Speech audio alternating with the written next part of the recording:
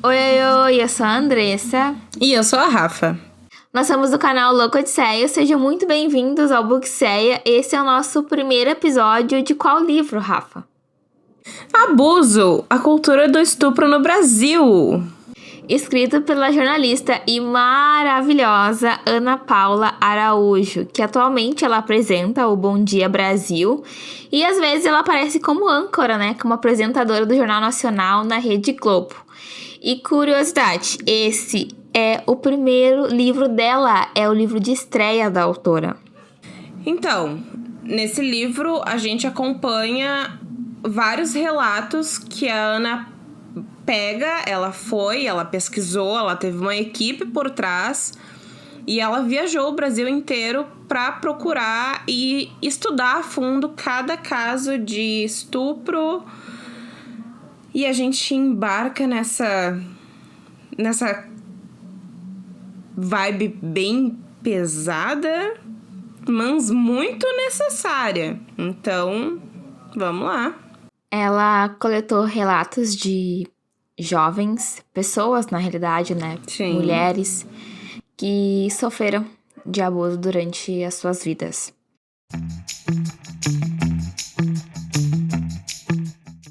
E a gente já começa o livro com essa frase, né? O estupro é o único crime em que a vítima é que sente a culpa e vergonha. A gente tem a primeira história que conta o caso de 3 meninas, 3 amigas adolescentes que decidiram só ir tirar uma foto, como um dia normal. E foi um caso que ficou bastante conhecido no Brasil também, né? Que aconteceu no Piauí. E sim, elas decidiram ir tirar essa foto num lugar bonito. Só que elas acabaram sendo abordadas, estupradas e houve sobreviventes. Mas aí vocês me perguntam, por que houve sobrevivente, Rafa? Pois então, porque depois que houve todo o estupro, os homens que cometeram esse abuso decidiram matar elas. E decidiram que iam jogar elas de uma altura considerável. E só que 2 delas acabaram sobrevivendo, né? E uma morreu. Sim. E os estupradores, eles eram de menor. Eles foram condenados a cumprir internação por 4 estupros, 3 tentativas de homicídio e 2 assassinatos. Eles, inclusive, falaram que o mandante de toda a situação era um policial. Então, também entra aquele questionamento de quem será que tá do nosso lado, né? Afinal de contas, elas eram meninas que estavam tentando fazer as coisas que adolescente comum faz. E é isso, sabe? Nada justifica o que aconteceu com elas.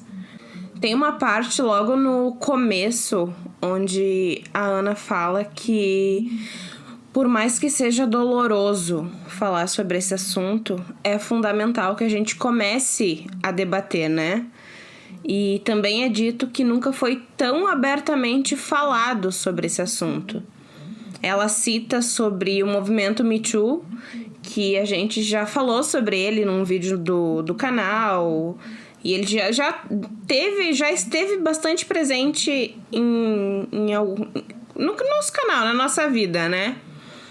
E aqui no Brasil também teve uma campanha que era Meu Primeiro Assédio. E esses movimentos, eles lutam exatamente contra o assédio. E a gente precisa cada vez mais divulgar.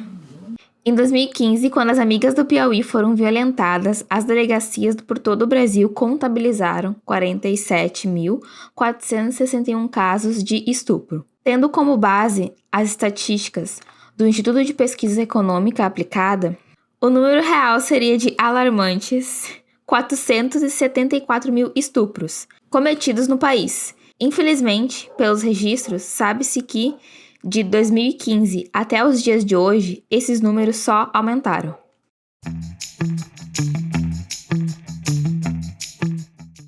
Iniciamos o livro, então, com essa história que a Rafa comentou.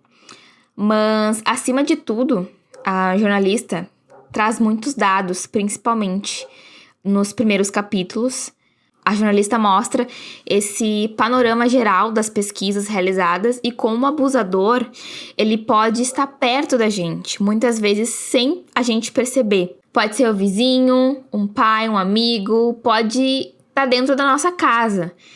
Ela também traz esses dados de que o abuso, ele também pode ocorrer em homens. Muitas vezes as mulheres que são as abusadoras, claro que numa escala bem menor, como ela traz nas pesquisas. Não era para ele ser um segundo pai? Esse é o título, então, do capítulo 5, que a autora nos conta. Quando resolvi escrever esse livro sobre a cultura do estupro no Brasil, pensei em não abordar casos de pedofilia, pois achava que o abuso contra crianças era algo que pertencia a outro campo de abordagem. Entretanto, precisei rever minha posição ao constatar uma triste realidade. A esmagadora maioria de ocorrências desse tipo de crime é justamente contra menores de idade. Aqui a autora ela conta a história de meninas que foram assediadas, então, por esse segundo pai. E muitos desses casos, as mães foram coniventes com a situação, foram passivas diante do que aconteceu.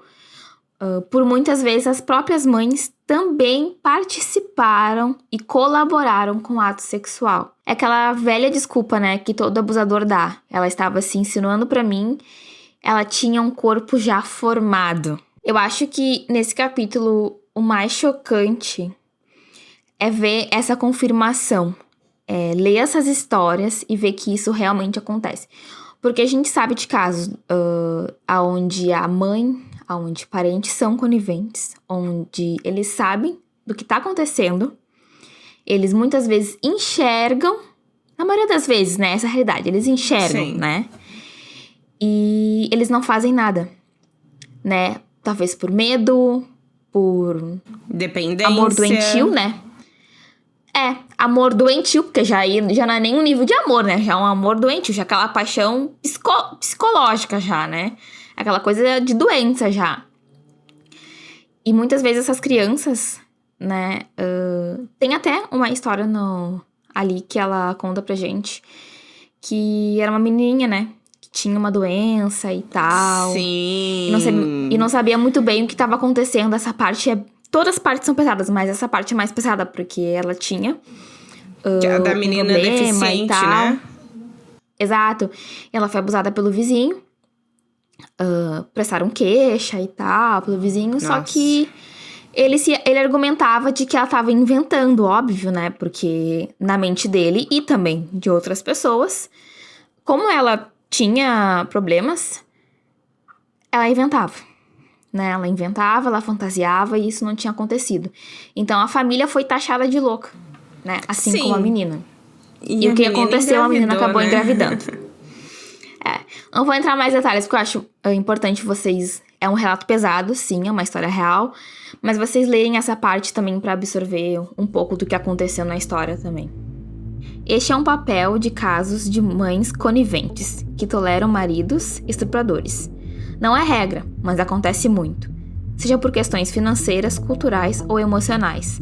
Elas abrem mão do papel de proteger as próprias filhas e preferem manter o marido, pois ele paga as contas, ou simplesmente repetem aquela velha máxima de que homem é assim mesmo. Ou privilegiam os sentimentos que continuam tendo pelo companheiro. Esse é um comentário da autora e acho que vai bem de encontro que a gente estava comentando antes, né?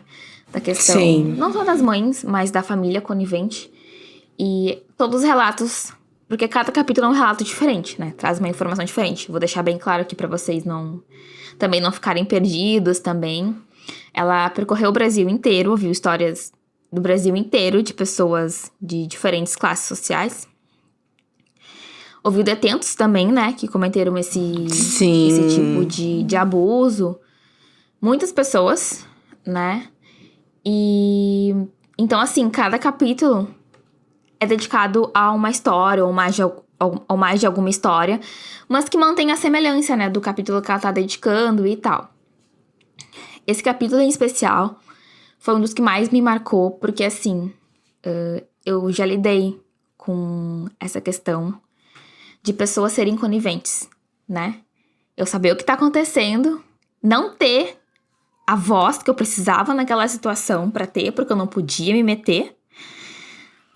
Podia, né? Mas ia ficar aquela coisa... Igual aquela questão do vizinho, né? Ninguém acredita, sabe? Sim. Ninguém acredita que o vizinho pode fazer aquilo. E eu já passei por isso. E é horrível. É horrível tu saber e as pessoas simplesmente te ignorarem, né? Não olhar pra tua realidade. Não pensar que aquilo pode acontecer. É engraçado porque as pessoas... Eu acho que até sabem, mas eu não sei o que passa na cabeça delas. Que elas não têm medo de contar ou algo assim. Na realidade, eu não sei. Eu não sei o que passa na cabeça das pessoas. Eu acho que é o medo. Acho que é o medo de se expor. Eu não sei, Rafa. Sabe, tu ficar impotente naquela situação. Sabe, tu enxergar aquilo e não... Sim. Não conseguir fazer nada além daquilo. Porque se tu contar, provavelmente as pessoas vão desmentir. Com certeza. Taxada de, essa aí é louca, tá vendo coisa. Sim, e é... das próprias pessoas, né? Tanto do abusador quanto da pessoa que foi abusada, né? Então, é bem... Sim. É bem complicada essa situação. Realmente, tu se sente uma pessoa extremamente potente que, assim, não vai fazer diferença nenhuma no mundo. É isso que tu pensa quando tu fica sabendo de situações assim. E foi um dos motivos até que me tocou bastante essa questão, esse capítulo que a Ana trouxe pra gente. Eu acho que o livro inteiro tem casos que chocam a gente.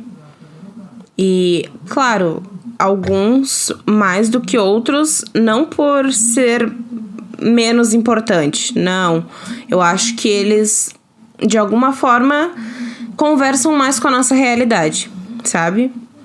E talvez por isso tu tenha se identificado mais. Talvez não, com certeza foi por isso que tu se identificou mais. E esse próximo caso agora é um caso que me chocou. E eu acredito que ele me chocou pelo fato de ele ser algo muito real, algo muito próximo da nossa realidade. Não que os outros não sejam, é só que esse é uma coisa, sei lá, parece que é que os outros parece que é uma coisa meio fictícia, né? Tipo, isso nunca vai acontecer, mas acontece e a gente não vê. E esse próximo agora parece que é uma coisa mais... Putz, vou sair, pode acontecer, sabe? Eu vou te falar que esse foi o que mais pareceu, sabe? Comigo. Uhum. Né? Bem que tu falou, esse é mais próximo da nossa realidade. Nós como pessoas, né?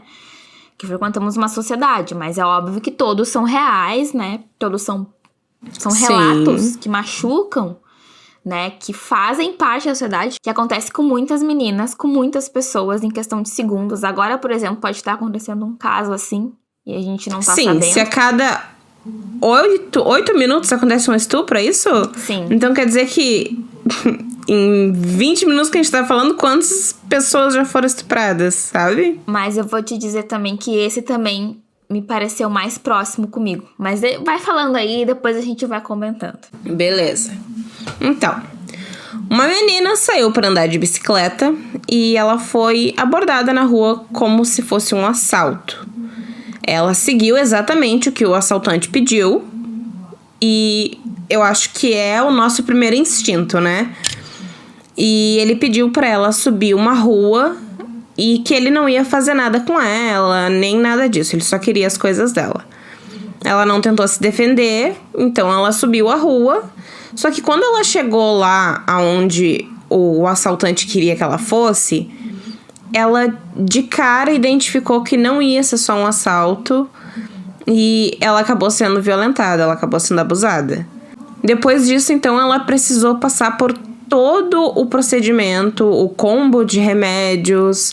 A questão aqui é que ela engravidou, né?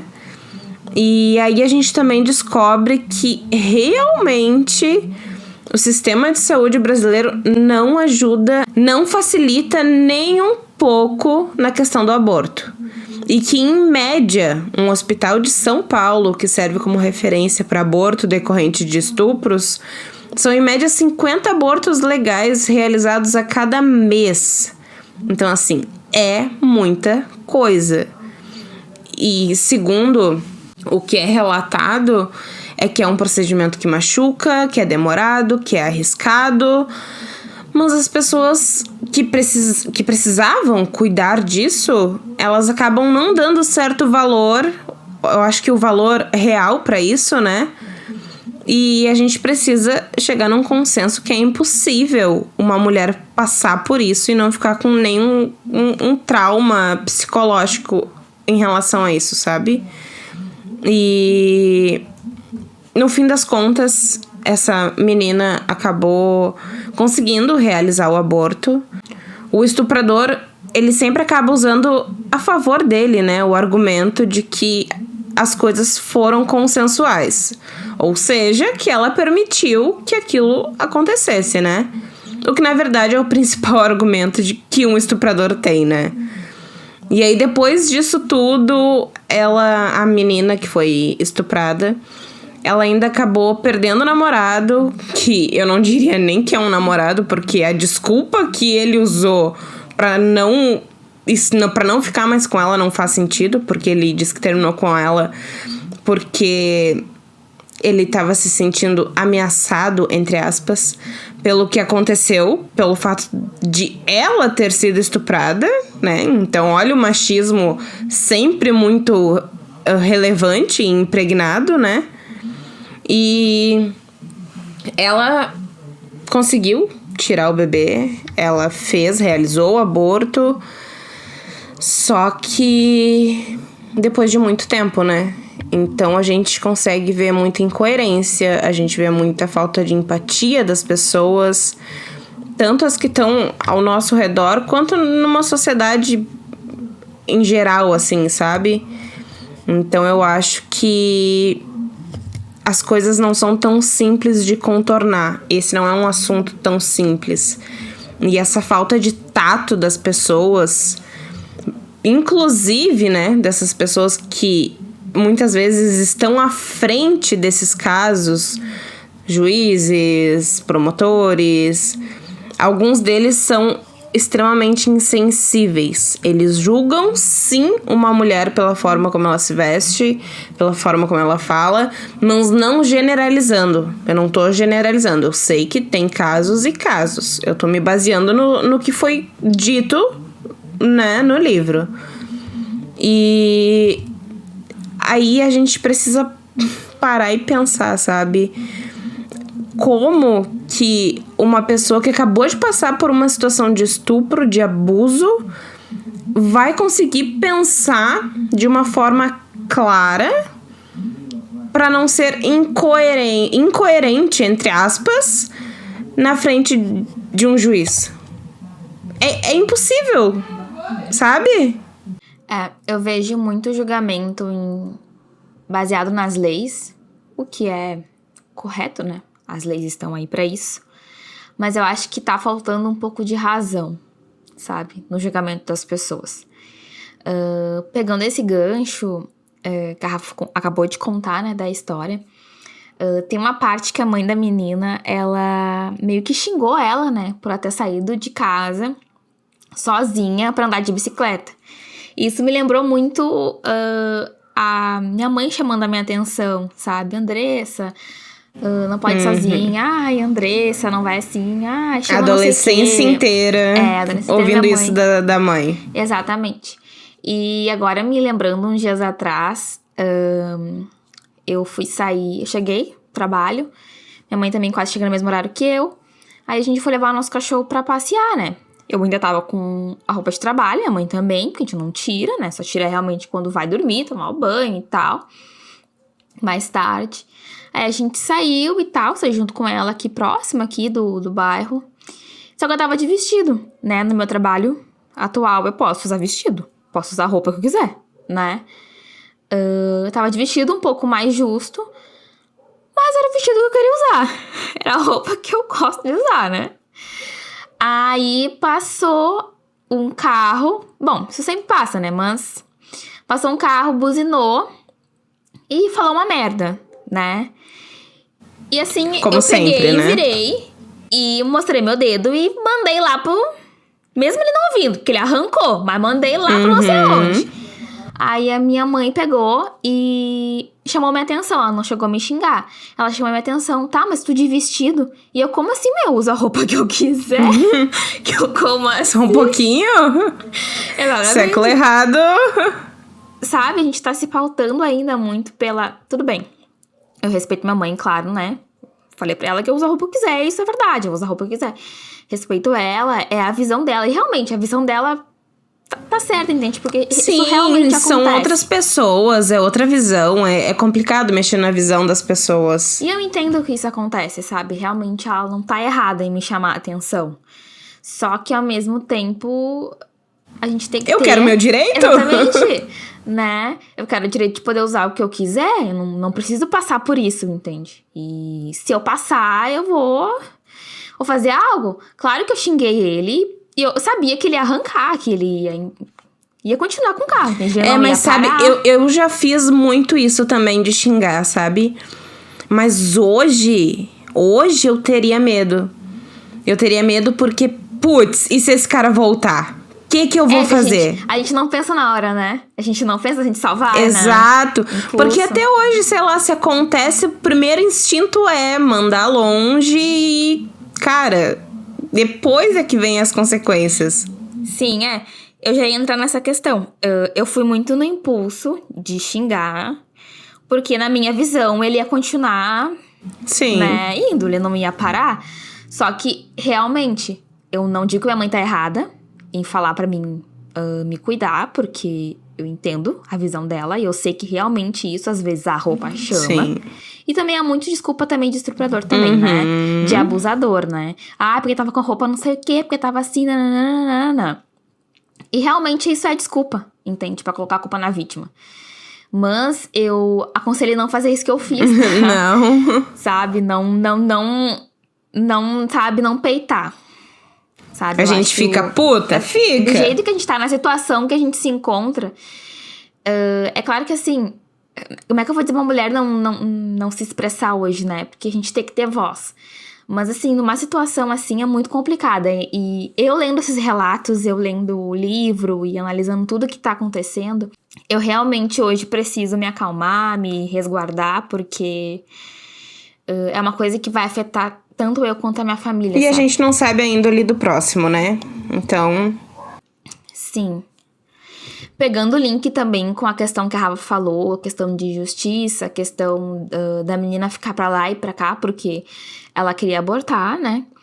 E, assim, é complicado, porque não tinha acesso ao hospital, era um hospital em outro local, e é muito difícil, correria pra lá, e tu tem que fazer o BO, e o policial não te atende na hora, aí tu tem que ir no hospital fazer o corpo de delito, e tananã. Enquanto isso, se tu engravidou, o negócio tá acelerando. E aí? Sim. Sem contar que tem que ser um processo rápido, tem que fazer o corpo de delito, entende? Não pode ficar dias sem fazer, né? Tem que ser na hora. Até pra encontrar mais evidências, né? Falando sobre isso, eu peguei um link da série Inacreditável, que é da Netflix. Inclusive, série não, minissérie. Inclusive, a gente tem um vídeo no canal, por favor, assista lá. Coloca Louco Odisseia no YouTube, que a gente fala sobre essa minissérie. Que também retrata bem a questão da vítima e a questão da vítima após ela sofrer um abuso. A Rafa chegou a comentar, né? Que se passou algum tempo e tal. E ela teve que sentar na frente, né, de um policial, na frente de vários policiais, pra poder contar o que aconteceu com ela. Porque tu tem que fazer o BO, tem que contar direitinho o que aconteceu, né? Tem que se lembrar dos detalhes pra ficar mais nítido também, pra ajudar. E quanto mais ela contava, né, várias vezes, porque ela contou diversas vezes, inclusive na frente de uma juíza, né? Pra ela estava se tornando muito natural, entende? Aquilo ali contar. E é o que acontece também bastante na minissérie também. A menina conta tantas vezes, diversas vezes pra muitos oficiais e conta a mesma história, que aquilo vai se tornando natural. Claro que na minissérie tem uma coisa diferente. Fica no piloto automático, né? Claro que na minissérie tem uma virada, né? Não vou comentar o que é, porque quando ela tá contando, acontecem outras coisas e tal. Mas o que acontece na minissérie, o que acontece aqui é a questão muito do julgamento. Chegou um momento que tava tão natural ela contar sobre o que aconteceu com ela, natural entre aspas, obviamente, tá, gente? Mas ela já conseguia se lembrar de tantos detalhes, assim, né? De tanto reviver a história, porque ela reviveu muitas vezes aquilo ali, né? De tanto reviver a história, a juíza acabou dando sentença favorável, né? Ao abusador dela, porque achou que ela tava muito natural contando, então aquilo não poderia ser verdade, porque uma vítima que sofre estupro tem que ficar desesperada, tem que chorar, tem que gritar, tem que fazer o auê, né? Porque tem que se sentir mal na realidade quando tá contando, né? E ela já não tava mais assim. Por quê? Porque ela já contou muitas e muitas e muitas vezes a história que ela passou, entende? Então chega um momento que realmente aquilo se torna natural e tu fica no piloto automático, como tu comentou, Rafa. Então, assim, pra vocês verem o nível... gente, assim, ó... eu ia falar outra coisa, né? Mas pra vocês verem como é difícil. É difícil pra uma vítima. É extremamente difícil. Emocional já é complicado. Aí tu imagina assim... Quando tu leva pra justiça, quando tu peita, quando tu realmente fala que aconteceu contigo e não te dão a voz que tu precisa. Exato. Bom, pra conhecimento público, em cadeias, geralmente, tem presos que precisam ficar isolados, né, dos outros presos. E um desses motivos é porque eles foram... Porque esses presos, na realidade, são abusadores. Afinal, na cadeia, estuprador também não tem vez. É como se fosse um código de honra entre eles, né? Acho que você já deve ter ouvido muito noticiário de algumas pessoas e tal, que realmente, tipo, tem pessoas que cometem certos delitos que precisam ficar afastadas, né? E um dos casos é isso, quando o abusador abusa de alguém, ele vai preso e tal, meio que os presos se rebelam, né? Pra matar, né? Porque... eles não suportam esse tipo de crime. Suportam qualquer outra coisa, mas crimes assim eles não suportam. É tipo como um código de honra deles. Claro que chega até a ser cômico, né? Porque código de honra entre presos, né? Não deveria ter, né? Mas até lá dentro tem justiça, né? Até lá dentro tem isso, né? Uma pessoa que comete... Por mais que seja errado. Exatamente. A pessoa que comete um ato assim tem que até fazer intervalo diferente dos outros, né? Eles são ameaçados de morte... pelos próprios presos. É meio que surreal pensar assim, mas é uma justiça entre eles, né? Promovida entre eles, digamos assim. Tem um capítulo... Aquela coisa de justiça com as próprias mãos, né? Sim, tem um capítulo que a autora, que é isso que eu tava comentando agora, que ela fala sobre esse código de honra, digamos assim, né? Dentro dos presídios, né? Ela entrevista vários presidiários e tal, que comentam com ela sobre essa questão de prioridades, digamos assim, né? Quando alguém comete um crime, principalmente o abuso, o preso que tá lá, tem que tomar cuidado, senão acaba morrendo lá.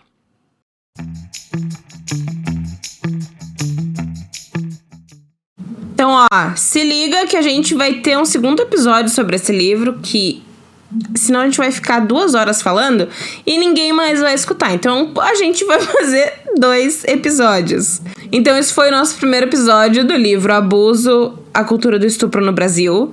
Espero que vocês tenham gostado. E se vocês têm alguma sugestão, crítica ou comentário, mandem e-mail para locodisseia@gmail.com com o assunto Bookseia ou podcast. E não se esqueçam de acompanhar a gente nas redes sociais, no Twitter, no Instagram, no Facebook, @locodisseia. E, muito importante, de se inscrever no nosso canal do YouTube. Este episódio foi escrito por Andressa Mendes e Rafaela Meirelles, com edição de Marina Fraga.